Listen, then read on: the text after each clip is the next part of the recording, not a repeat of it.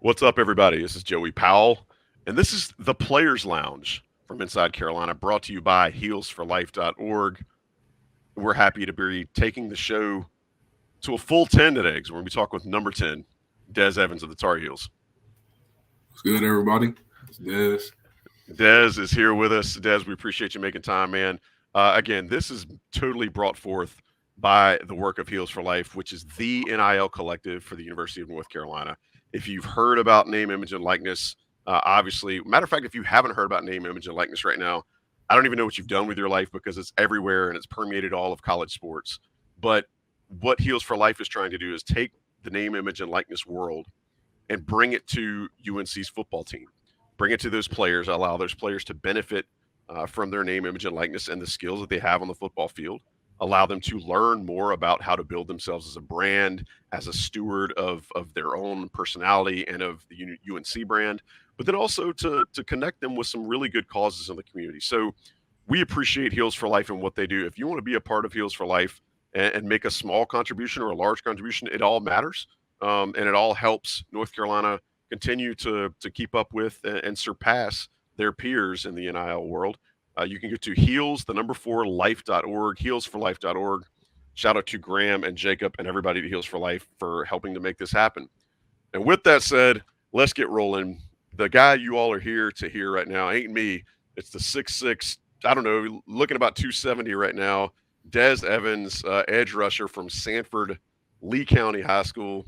Des, man, I got to ask, as you made the switch from OLB to rush in now, what are you weighing in at when you go to the scales right now? Right now, I am at 270, man. I'm at Woo, 270. that's a lot bigger. I remember. So let's go back to when you committed to North Carolina. I remember a video of you and all your buddies clowning in the gym there at Lee County. You had the hat on. Y'all took over the entire basketball floor, and you were far from 270. You might have been 210 soaking wet. Bro, How how how has things changed, or how have things changed as you went from a really big recruiting process to the guy that I'm talking to right now as we sit here this evening? a lot of lesson learned, man. I just had to go through like a hard path to understand who I was and who I am now. So basically, you just like going through some things, like going from that one, going from like situation to situation to get myself here right now. Because like during high school, like I really didn't know the business behind like college, like that big old business, like trying to get you here, trying to get you there, you know. So that's what I had to learn through, how to go through the think it then with the business. So the big takeaway from that is like just learning lessons, just hearing people out. Like after they tell you the first time, don't let somebody explain themselves the second time. So yeah. Let's go back to maybe when you weren't 6'6" and maybe you were 2'6". When did you first pick up a football? Tell us about what that experience was like and how you got into to being around football in general. All right. So look, so this like the first time ever. So look, so it's a gym out the street from my house, like 30 seconds. So Hmm. me and my couple of friends walked up to the gym, stood around. There was like a coach there. Then he asked me, he was like, "How old am I?" I was like, "I'm about like 8 years old, 9." He was like, "So you want to play football?" I was like, "I mean, why not?" So he went. I went in his office, got some papers, and he said, "Go home and tell your mom." So like that minute, I was happy. I was like, I'm about to go play football. I don't really know nothing about it, but so I went home, told my mom, I was like, can I play football? And she was like, yeah, why not? So luckily, I was going to the Boys and Girls Club, and my practice was like right there next to the field. So after I leave there, I can go to practice. So that was like good because my mom be working and stuff. So like, boom. So I think like 2 3 days, like after that, I signed up, went to practice. The coach was just basically like teach me the basics, like getting down my stance, and it went off from there. I really didn't play. I didn't play defense. I was playing O line when I was like 12 or something like that. But when I got bigger, yeah, I started playing a little bit of everything though. So was it love at first sight? I mean, were you a bigger kid when you were 8 years old? Was it I was, was it something? And I'm assuming this was in Sanford too, right? it was in Sanford. Okay, so was it love at first sight? I mean, your first three practices were like, oh yeah, I can do this, or was it something that you kind of had to grow into, or was it something you were just enjoy doing because your friends were there? I mean, it was kind of like love at first sight because, like, I don't know, like if you feel free on the field, Like you just run and you just feel free, feel like a kid. So yeah, I like playing. I love playing football. When did you first realize that I might have something here? Was it as you started kind of growing into your own body? Was it as you started kind of getting towards middle school and high school? And when did you realize, oh, I can do this? I can say playing AU football when I was in like middle school, like seventh, eighth grade. I was playing in like Florida, and I like that's all like good kids, like they got scholarships stuff like that. So Hmm. down there, and I was playing like wide out. Bro, I was playing D line, wide out. I was playing a little bit of everything, and I was like, dang, I can like really do this. Then when I got to college, my ninth grade year, I received my first offer to Kentucky. So I was like, hey, I can do something with this. Just gotta stay So focused. you shared something just there that I don't think we've talked about on the Players Lounge before. We've talked to a lot of your teammates. I don't think any of them had the recruiting profile you did, right? I know Drake was a high profile, but I mean, you were the number one player in the state. You were, by all intents, a solid 5 star. Everybody wanted you. You mentioned getting your first offer in high school from Kentucky. Uh, where where does AAU football fit in with all this, right? Because we talk a lot at Carolina about AAU basketball and how much that permeates the college basketball world, but you're the first person that we've had that's mentioned AAU football. What does that look like? It's like it was like I was on. I remember I was playing basketball like seventh grade year and eighth grade year. So Hmm. like it was kind of hard though because like I had to leave that. I had to leave basketball practice to go all the way to Charlotte to play like AU football. Mm. So it was kind of So, hard though. But it's like a cutoff though. It's like an age limit though. So you really can't do that much. so it's the same type deal where are you playing good programs from all around the country, or are some of them kind of sorry and you kind of get a big spag? Like, what was it like? What was the level of Cool. competition? Who were you going up against? Um. All right. So look. The team I played for in Charlotte, it was called the LBU. So it was like all kids from different places that had scholarships, like 4 star. Well, I didn't want 4 stars, but like there was about to be something in high school. So Sure. and it's crazy because that's where I met Said at too though. But I didn't know who Said was at the time though. So me and Said was just playing on the football team, traveling, going like Florida, like different places like Ohio or something like that. Like, it's just like travel basketball though. So Mhm. yeah. So you met a guy like Cedric Gray. Again, Cedric had a different path than you did to North Carolina. Tell me what it was like to be a kid who had all of the eyes, all of the accolades. Parade All American, Under Armour All American game. You had a lot of people paying attention to you from a very early age. What was that process like? Was it overwhelming? Was it something that you felt like you just kind of vibed with? Help us understand what it's like for a kid that at that time was probably 15, 16 years old and everybody wants you to come play for I mean, I think I had like a level head as a kid though. I really didn't want to be in the spotlight that much. So I think that really helped me out that much too though. So I was very humble about it. And I also had a teammate, Jameer, he went to Notre Dame running back that them. was highly recruited too at a young age. So they used to record him walking through the hallways and stuff like that. So I just thought it was normal, you know. So I really didn't pay it no mind. I just had to stay humble, focus on the bigger picture. What was the closest moment you had to losing that humility and coming out of that stay humble mindset in your recruiting process? Was there something along the way where somebody really got your attention, or somebody really kind of stood out to you? It could be North Carolina related, it could be another school, but what in the recruiting process was something that kind of stopped you dead in your tracks? I can just basically say like seeing people who they really is though. Mm, Yeah, good because and bad. yeah. Mhm. Yeah, I think that's the dirty underbelly that a lot of people know about, but like 1% of people have experienced, and that's Right, you. right. Let's go back to your connection with a guy like Cedric. When you guys first played in your Charlotte AAU football days, what was he like to play with, and then what is he like now to play with, and what is your dynamic as two guys who are now trying to help each other for the same outcome and for the same common goal? Well, when we was young, I really didn't know Shed though. I didn't know that was Cedric, you know. So I really didn't pay that much attention. But playing with Shed now though, like I can just tell like he a very passionate guy. Like he really like anything he put his mind to, he gonna get it done. So and on the field, that's great. That you don't got a second guess of if he going to show up or not. So that's a good guy going about it with. So I mentioned that you had your big moment where you made your commitment to North Carolina. I know Tar Heel fans throughout this state were very much excited about that. I know you were excited to stay close to home. You were excited to rep the Carolina Blue. You make that commitment, you sign, and then you get to campus. What was your first official welcome to college moment where you realized, oh, I'm just another player here. I'm not the big dog, on the porch that I used to be. There's a lot of other really good talent around me. What was that moment for you?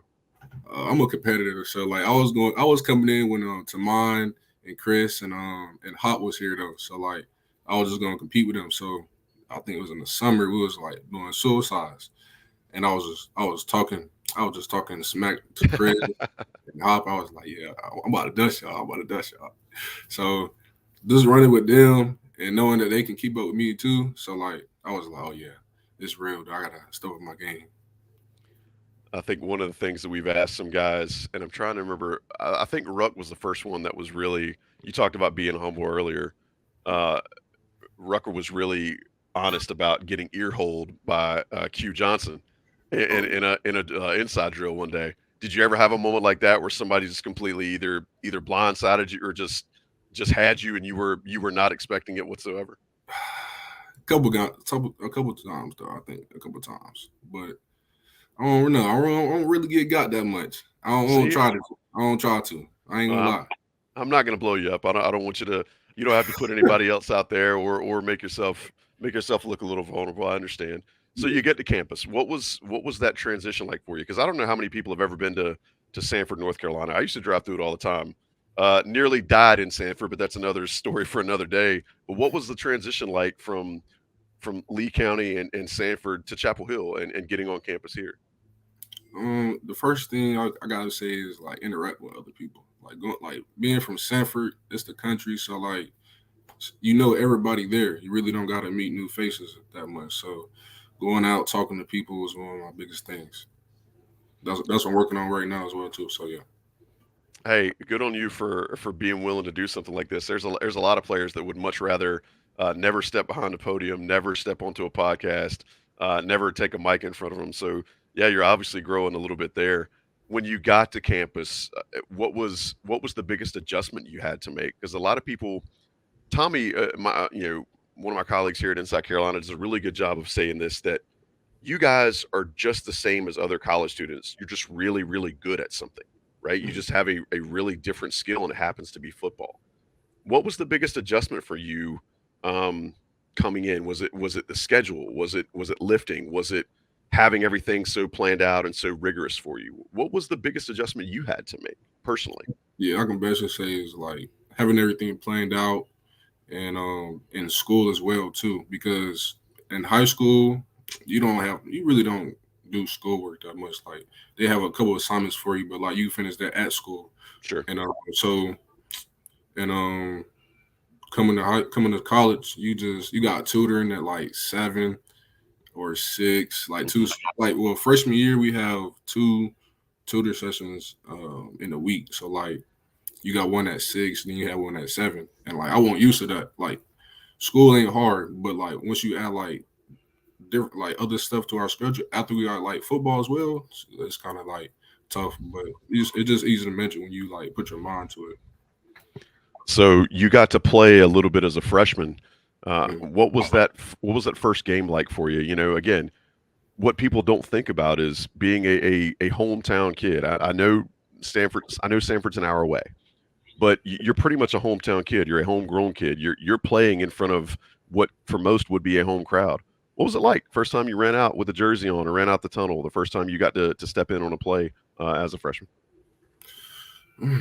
It felt good. Like it really did. Like running out, knowing that my mom and my dad can like show up at any time, be there and represent me. Well, I'm representing them and they showing up for me is a big thing, and I'm grateful for that as well. What was the first thing I know you're a big family guy. What was the first thing your parents said to you after your first game? I'm so proud of you. That's what they said. So is my mom. Yeah, my dad too. So for the folks that aren't watching this, that might be listening via podcast, if y'all could have seen the $1 million grin Des just gave us when he talked about his parents telling him how proud they were of him, that's worth its weight in gold. So you're playing as a freshman. I think you guys are trying to evolve as a defense, and now all of a sudden you get a new defensive coordinator going into last season. What's that like? I mean, you were originally a guy, and I mentioned it earlier, but you're originally a guy that was playing outside linebacker, always standing up, and now they moved you to where sometimes you're standing up, sometimes you got your hand on the ground. Yeah, but your main goal is to kind of see quarterback hit quarterback. What were those changes like for you, and how have you been able to adapt going from Jay Bateman to Coach Chiswick? I feel like my first 2 years was like a learning years. So even though like I really wasn't doing a lot of production on the field, but it was helping me on the back end to learn like different coverages and learning where my help is at. So basically, it was helpful. And going to Chiz defense is where I was like where I'm most comfortable at. So rushing the quarterback isn't that hard. It's just going down and doing the plays and getting everything situated. Would you rather chase down a quarterback for a sack, or would you rather tee off and knock a running back's mouthpiece out? Both. Hey, you can be greedy on this show, man. I like that. I like the fact you didn't even hesitate with it either. So I think one of the things that is unique about you, and Jason Staples is one of our analysts here for Inside Carolina. He played at Florida State. He does a really good job of breaking down guys' measurables. And I think, and I'm going to mess up this quote here, but he basically said, if you could build a prototypical defensive end for North Carolina, a pass rushing end for North Carolina, it would look like Des Evans. Talking about basically you've got the exact build, the exact frame, all that stuff. What do you think is the next step for you besides the physical measurables to kind of get you to that next level in your game? What is it that you feel like you're lacking, or what is the thing that you want to improve upon the most? My explosive, my power off the ball. I feel like that'll be the biggest help for me right now.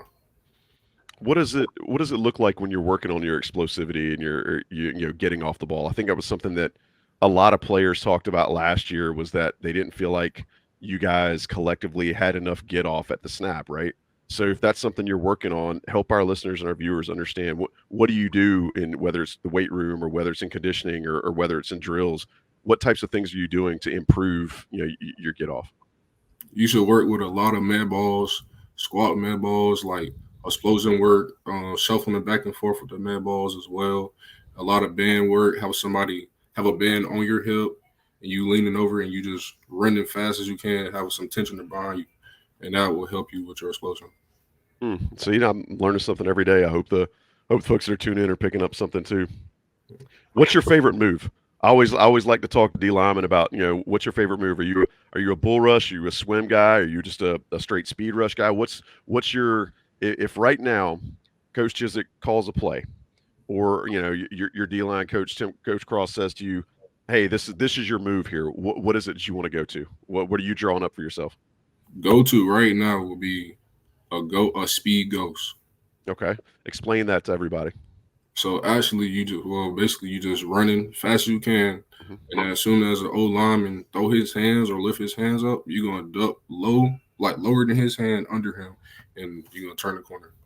So dropping a little shoulder, trying to use your bend and your athleticism to get around what you hope is his lack of speed, right? Mm-hmm. Tell me what your favorite play in your career so far has been and why. Dang, that's a good one. Dang, it's a lot though. It's a lot. All right.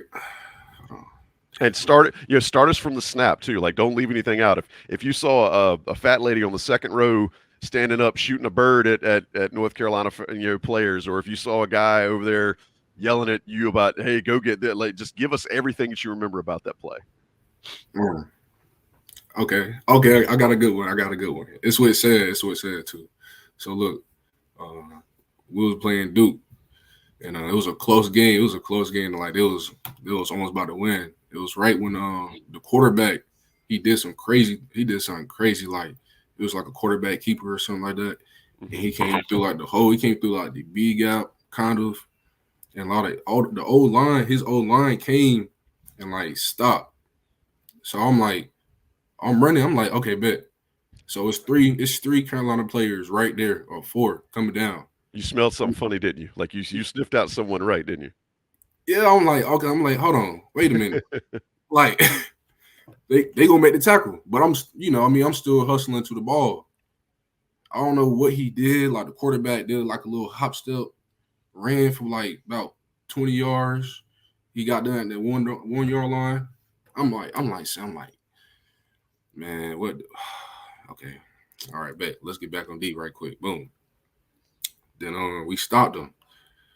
I think we stopped him or something like that, or we came into the sideline. I was like, said, I don't feel you on the field right now. I don't feel you. Then Seth was like, what you mean? Like what? And the next play, quarterback, he ran to the boundary side. He ran, and I see Sid coming out of nowhere. Boom, flipped him. I was like, okay.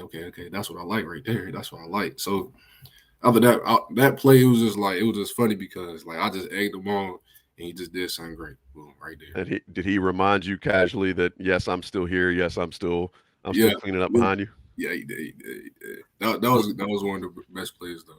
So we talked to Miles Murphy recently, and he talks about even when he's eating a double team, which he gets double teamed a lot. Even when he's eating a double team, if that allows for his linebackers or somebody else beside him to make the tackle, he's happy. Would you rather make the tackle? And again, I realize it's different positions, but would you rather make the tackle, or would you rather play assignment ball and let somebody like Said or Power, one of your other guys behind you, clean up? I said assignment ball because at the end of the day, you're gonna eat well. You're gonna eat as well. So I said assignment ball. That's a team mindset. So moving into this season, I think one of the themes that we've heard from you guys, and we're talking with Desmond Evans. Des is number 10 outside rusher for UNC football on the defensive side of the ball. This is the Heels for Life Players Lounge, brought to you by Heels for Life. That's UNC's NIL football collective. Be sure to check them out at heels, the number 4life.org. Des, I think one of the things that we've heard from your teammates from last year is you guys just didn't finish the way you wanted to. You had a lot of momentum. Things were going really, really well. Defense wasn't playing the way you guys wanted to and felt that you could play. And then all of a sudden, kind of the wheels came off at the end of the year. You unfortunately kind of had to sit back and watch because you experienced a really rough injury. What was it like watching your teammates kind of struggle and see the momentum and the air come out of the balloon and not be able to do anything about it? It was kind of hard. I'm not gonna lie because like I had a surgery on Friday, and they was about to play. Thing. Hold on, let me see. Did you hurt in the pit game, right? Yeah, I got hurt the pit game, so I think they was gonna play like VT or I think no Auburn. No, Virginia. That's the game. They was gonna play Yeah. Virginia. And I was just sitting back watching. I was like, dang, I just wish I was out there with my boys helping them out and everything. Just cleaning up the messes and stuff like that. Making What's sure everybody's on the same page. so you always hear about, coaches always talk about they want veteran players like you and like a guy like British Brooks to be able to be coaches on the field when they're unable to play. How hard is it to transition into that? Because you're a competitor, you want to be out there, you want to take every snap, you want to make every hit, you want to make every play. Now all of a sudden, because of some things that are out of your control, you're in a boot with crutches in a cast, whatever, and you're having to watch your guys. What were you able to contribute on the sideline, either in practice or in a game, to kind of help your teammates? Energy as well, energy to the people, and just a voice though. Because like even though I'm not out there, I can still voice my opinion and make sure everybody right. What are some things you might say in a drill in practice or in a game to kind of to keep your guys dialed in? Make sure you finish every rep. Basically, that's all I say. And give effort, finish. Because if you don't finish, you're not helping your person beside you, your team beside you. When did you feel like you were able to kind of turn the page on your injury last season and start looking towards getting back, and when you were able to start kind of thinking about, all right, what is 23 going to look like? I was like right when I got hurt, basically. Really? Right when I got hurt, I was like, yeah, all right, I'm about to put a little plan out, make sure I'm healthy and stuff like that, stay good. Yeah, I mean, you've kind of got to take some there's kind of got to be a little bit of suspension of disbelief and kind of putting reality on pause to get your mind right, doesn't it? You got to be able to plug your head in and just get down and start doing what you got to take to get back. Now you do, but you can't dwell in the past that much though. I'll try not to. What were some things or some conversations you had with some of your teammates that were also dealing with injury? I mean, your compadre Noah Taylor, who you guys played the same position, you guys were absolutely really doing well, kind of playing off of each other and working with each other last year. He goes down roughly about the same time of the season. What are those conversations you were having with guys like Noah or other players that were dealing with some injuries? How were you guys able to kind of rally around each other? Just coming together, just checking on everybody at night, make sure you're good, going there to the rehab. So basically, that going to rehab, checking on people. What's the hardest part about not being able to play? The hardest part for not being able to play. Um, Dang, I say, dang, not being there on the field, really on the field. Not being there. I don't Yeah, know, that's all right. cause like, I It's don't, different for everybody. yeah, cause like my teammate, he said it.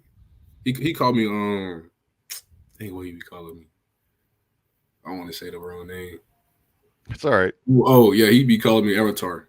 So Avatar. All right. yeah, sorry, he be calling me Avatar. It was like Where's that come from? just because I'm so tall. He not that tall, so I look OD tall to him though. So yeah, All right, fair enough. but So yeah, after last season, we talked about that you guys didn't have the end of the season that you wanted. You mentioned a second ago trying to finish every rep, finish every play. Um, Coach Brown made some changes. You guys have some new faces around that defensive side of the ball, specifically a guy like Ted Monachino and Cam Spence. And we talked to Murph about this a little bit, but what have those guys brought into the room that maybe has helped you personally? experience. They got a lot of experience in the room. Um, they just know football. They know how to get to the edge quicker, the pass rush, and that's what's basically working on this year. We're gonna get to the pass rush this year. Has that changed how you guys condition at all? I mean, when you're talking about getting pressure on the quarterback, and again, that's a theme that we've heard from Coach Chiswick, from your teammates, from Coach Brown. Are there things that you guys work on individually that helps kind of maybe work some of that fast twitch stuff or get you a little more burst? You mentioned earlier like some of your things with your get off. Are there other things that you guys are working on in conditioning that might contribute to more getting to the passer, or is it all schematic stuff? It's very simple. It's just like your stance, the way you sit in your stance, if your butt too high or too low, if your feet too narrow or not narrow at all, like you just need to be ready at all times. So like if you like on a run, like the offense about to run, so you Hmm. need to be in like a more space stance than you can be like in the pass rush. So that's what we're working on this all season in the summer, so we can get off like quicker. Do you feel like you've learned a lot of things since last season ended, or at least since your injury? Yes, since they made that change, I learned a lot. What's something you feel like the first chance you get when you guys take the field against South Carolina? What's something you feel like, oh, I've got this in my bag now. I can absolutely use it in the first game. uh Pass rush. Pass Yeah. rush was like I can say Cam worked with us about every day. Even we had a break and I went work with him a couple of days out the week. And we just work with hands, flipping the rail, flipping the hip, and make sure like it's all moving at the same time. Do you feel like you're I don't want to say more athletic because you came in as one of the highest rated athletic recruits of your class. But do you feel like you've gotten more athletic or more quick since you've been at UNC and maybe even in the last couple of months? Yeah, I can say more agile though. I could see that. I mean, especially when you're talking about hip movement and different things that you're doing within your technique. So let's move on to this season. What do you expect out of your guys, man? What do you expect to if you're telling, you say you walk into the old soda shop there in Sanford, right? You walk in and everybody's sitting around. Hey, look, it's Dez. We remember him when he played at Lee County, and they're all Tar Heel fans. What are you going to tell them? The one thing that they can expect to see differently this year is. I don't like really doing that, but we're just gonna finish. Like I just said, we're gonna finish. Like last year, we didn't finish that well, but this year we're gonna finish, and that's all I got to say. What's so then that can mean a couple of different things, right? Like you guys want to finish the season, you want to finish individual games, you want to finish plays. How can you guys as individual players take that mindset and apply it so that it shows up in a game? What do you got? What are some little nuances that maybe you guys are working on in practice or in the weight room or in the film room that will help you be able to finish? For number one, you can't take no day off. You can't Mm. say, oh, I'm tired. I don't feel well. You feel me? Like we can't have nothing like that. This a grown man sport. Only men play this sport, so you got to come with this with the utmost respect for the game. That's why a lot of old people be like, you got to respect the game. So if you don't want to play football and man up and do what you signed up for, you might as well don't want to do it. So that's Hey, my take on it. you keep talking. That dog's starting to come out of you. I appreciate it. I'm sure that our listeners are going to start to pick up on that a little bit too.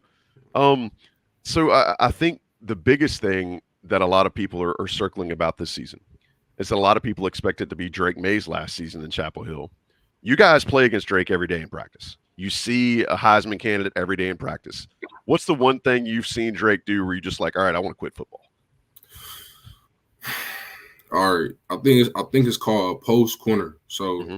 bro, the post corner be like somebody they be on him for sure, but he still get it there. I'm like, right, for real, like, My, and like you got Mac Brown on the speaker, touchdown, first down. So like you like dang like Mac hyping him up. So we gotta get him back. We gotta get him back. You feel me? So like we gotta get him. That's Miles Murphy told a story about he was kind of similar to that. Like he was tired of Drake talking junk and tired of Drake doing stuff. He's like, man, look, if I get a chance, I'm gonna hit whoever's next. And that's Oh, I, oh yeah, I remember that day. I do. so let's move on to some non-football stuff, right? Let's talk about Dez the guy. You know, I think something a lot of folks might not know about you. You're in the JOMC school at UNC. You've got a little bit of an affinity for graphic design. Tell us about the designer Dez. You know, I mean, you can't spell designer without Dez. What's Dez the designer like? Cool, laid back guy. You know, I be putting some fits together here and now, but mainly though, I'm start my business out, brand clothing owner, basically, and I've just been doing that, selling some t-shirts here and there to the teammates. Okay, I'm gonna give you a free plug. Where can if somebody wants to find some official Des gear, where can they find it? What's the website or what's the social media where they can find some of your stuff? Hey, go follow Antoine So Fly on Instagram right now, and All right, DM me right there, and then I'll get you out, send it to you. there we go. So Des, what does designing do for you? Is it a good out for you when you're off the field? Because I'm looking at a guy right now that's again big dude, loves to play hard, loves to rush the passer, plays one of the most physical positions on the field. And then graphic design is like the opposite. Graphic design, you're fully introverted, you're fully immersing yourself into creation of something. What's what does that do for you? How is it that you just kind of found yourself enjoying that so much? Um, I like be by myself sometimes though. Like I don't know, I'm a chill person, so like drawing, it takes time though. So like it just give me some time to be by myself, meditate, like take the things that's in my head, like put it on this little screen and do stuff like that. You know. You got any tattoos? Have you designed any of your own? No, I have not designed any of my tattoos, but I do have some tattoos. Though. All right. So have you designed a logo for yourself? Oh, I have. So what's another logo that you've seen out in the world? You're like, oh, that's sharp. I like that. Or what are some other like memorable logos that you've seen? Because again, one of the things about NIL is it's allowed players like yourself to kind of show off these other skills and allow you to polish these other skill sets that you might be able to use in the world after football. But I also think that athletes in general have done a really good job of creating their own brand. You look at Tom Brady's with the TB12. You look at what a lot of other athletes have done with their own logo or whatever. Tell me about the Des Evans logo, or what's it like? What's the Des Evans brand about? So basically, on my own note, it's called Unknown, and like it's for the people that's out there that like really that's not have been like got a voice for real, haven't been seen, but really like have done that work under the rug, and it's just for them to represent them like unknown. Like my work is unknown. Nobody can compare it to me. Nobody can't be similar or nothing because what I do is different than other people. And the logo is basically an X, and the Roman numerals the X equals to 10. So and Ah, and X is also mean unknown too. So all yeah. right. So you got a couple of different meanings working there. I like it. Yeah. And I asked, but I kind of I stepped on my own question there. What other logos have you seen out there that you really like? That you're like, oh, I can get with that. I'll say the off white logo. It's simple. A lot Okay. of people be trying to put a lot of things with stuff, but off white is off white. Like it don't make sense, but it's off white. All right. You know. Um, Tell me about your family. I think you talked earlier about what it meant for your parents to be able to see you play ball, and what it meant to stay close to home, so that the folks that have been so important to you in developing you into the person you are today can still be a part of your football career. Tell me a little bit about what your family means to you, and how they help shape you into the person that everybody's hearing from right now. So at a very young age, like my mom and my dad really didn't have that much, and like being only like 20 years apart from my parents, like I can see their growth and I can see what they've been through. For me to not make that same mistake because like I already seen it already. So like it'd be stupidity for me to make that mistake again, and I already seen it that happened already. So learned it from them basically, and then for them to stay on me at all times when even when I was young, tell me the right thing to do and not. So like my parents really gave me like choices though. Like you can do this or you can do that, you know. So I'll try to do the right thing. So everybody's got kind of this inner monologue, right? You've always got your gut or your heart or whatever you want to call it that's telling you what to do. And sometimes that voice is from other people in your life. What is either your mom or your dad's voice when you hear it? What does it say? All right. Nah, it's this putting my parents on the spot, but like I'm about to do it. I got you, I got you. So look, this is my mom. She'll be like, my mom is like soft spoken and stuff like that. So it's funny. So she'll be like, she's like this. She's like, are you okay? I'm like, yeah, I'm good. She's like, is are you doing okay in school? I'm like, yeah. I'm like, I'm doing good. She's like, all right, well, don't be down because anything you put your mind to, you can do it. I'm like, all right, mom, I'm already knowing. I got you. I got you.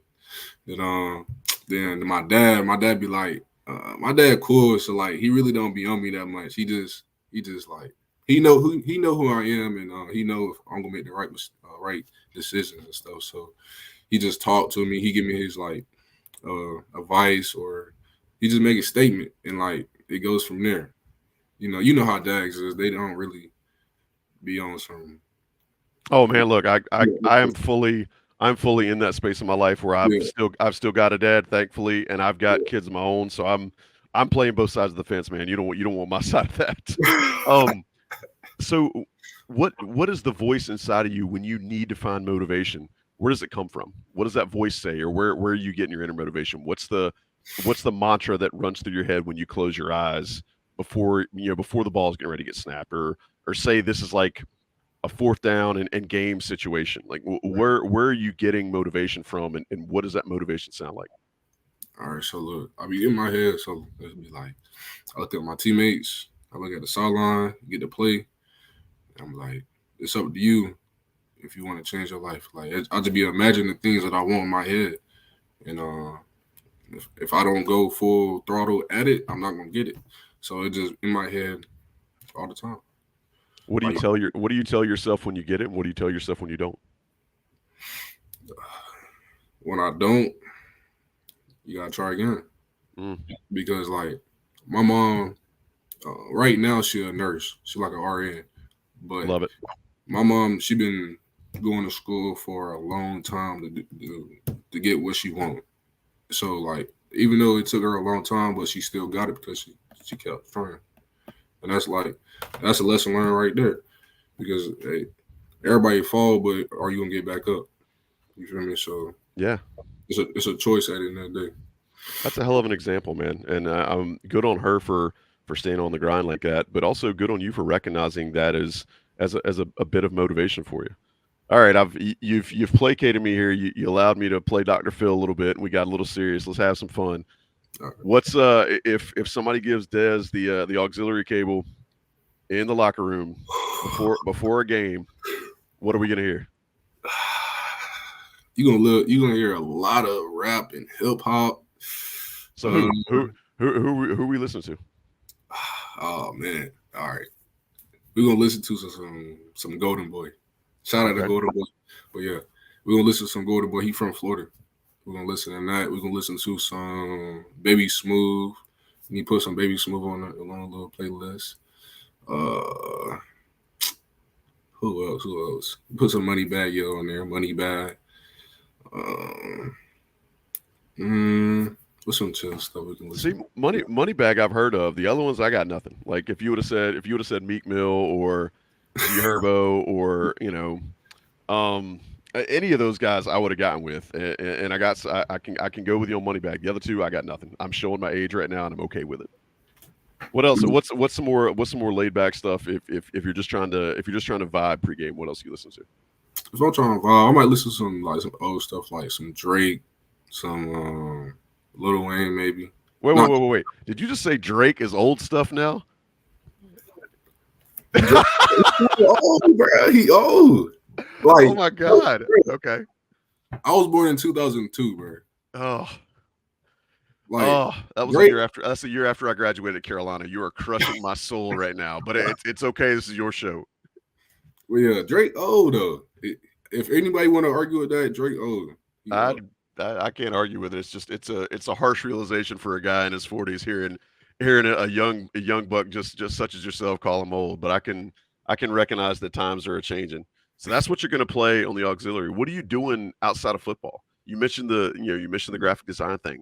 If you've got a free day and everybody says, all right, Des, no homework, no schoolwork, no other obligations, you got a free day. What are you doing? All right. I might draw some designs out. I'm gonna do that for sure. Then I might go home, go see some family, chill, just relax, really see some, just enjoy the day. You mentioned Saman a little bit earlier, and I know he had some graphic design uh, affinity too. Did you guys ever collaborate on anything? Did you guys ever work on anything together? No, he didn't, but I always seen him draw on the pad though. But like, he really encouraged me to draw something for the team as well too though, because he did Mm. the patch last, well not Yep. last, but like the couple years before that. Yeah, that's so. Is that something we might see? Or are you knocking on coach's door and saying, "Hey, coach, let me put a patch on the uniforms"? Nah, I'm gonna do something better though. I'm gonna make a shirt. All I'm right. gonna make a shirt together Hey, for well, look, I can wear. you start putting shirts out there, and if one ends up around the Inside Carolina staff, I'm sure you will see it worn during our pregame show in the bowls lot before any of the home game kickoffs. We've talked a little bit about stuff that you enjoy doing. What has the NIL world meant to you? Because that's the type of thing that just showed up after you got to Carolina. What does NIL mean to Des Evans? NIL. I mean, I really don't really focus on that because like if anything, like if you deserve anything, it's gonna come your way, no matter what. No matter how hard you get it, it's gonna come your way. But it's just another way for you to financially, be stable and stuff like that. So, but Here's for Life is kind of different. Like, we helping kids, and that's what I love doing. I even do that with my mentor, and we just be going out and like helping the homeless, making sure they have toothbrush, toothpaste, deodorant, anything. Like I've been doing that since I was in high school. So like I'm so glad that they came out with table and the Heels4Life can back everything up. So like I'm glad. Like this was what I really wanted to do for real, helping kids in What need. What are some things that you've been able to experience, or what's something that maybe you've learned from working with some of these nonprofits that you didn't know beforehand? Showing up means a lot to kids. That's Mm. that's that's what I like. I learned because like anybody can donate money, but if they don't know who it's coming from, it really don't mean that much. You feel me? So showing up, showing the face, showing that you care means a lot. Well, you know what? That's a hell of a way to go out. Des, I appreciate you showing up today. I know Tar Heel fans and Inside Carolina subscribers appreciate you showing up for the Heels for 12 Saturdays, hopefully up to 14 Saturdays in the fall. Man, I just can't say enough about how much I appreciate you opening up to us and be willing to share some time with us today on the Players Lounge. You got any parting shots you want to leave everybody with before we get out of here? Oh yeah, make sure you go follow Antoine Soulfly on Instagram, and the shirt's right there on the page, and hey, you can see what it is. There you go. Guys, that's Des Evans, number 10 in your programs, number 1 in your hearts. Des, Lee County's got to be proud of you. I'm sure your mom and dad are. They tell you so, but hopefully they'll enjoy hearing from their baby boy on this here podcast. And that's been Des Evans on the Players Lounge, brought to you by Heels for Life. Again, heels4life.org, heels, the number 4, life.org. They're the ones that are responsible for working with us here at Inside Carolina to bring you these awesome interviews and a look inside the locker room to hear what these individual players are about and what these guys are about and what makes them tick. And so we appreciate them making that happen. And until next time, I'm Joey Powell. And for Des Evans, we'll talk to you next time here on InsideCarolina.com.